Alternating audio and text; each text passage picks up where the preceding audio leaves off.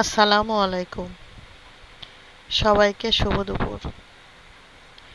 আজ আমি আমাদের বাড়ির কিছু সবজি আছে সেগুলো আপনাদের সাথে শেয়ার করছি।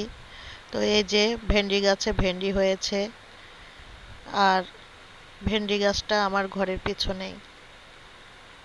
আর আমাদের বাড়ির ভিতরে একটা পেঁপে গাছে এই যে পেঁপে হয়েছে, মাশাল্লাহ দেখেন অনেক সুন্দর।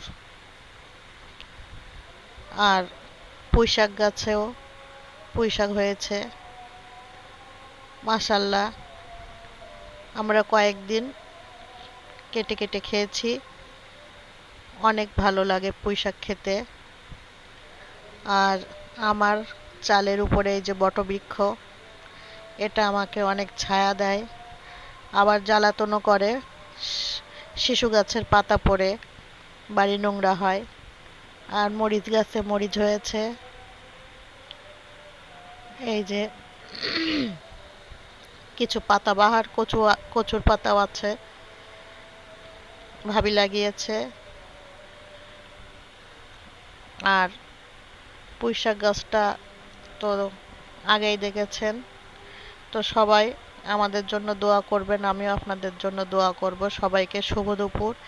আল্লাহ হাফেজ।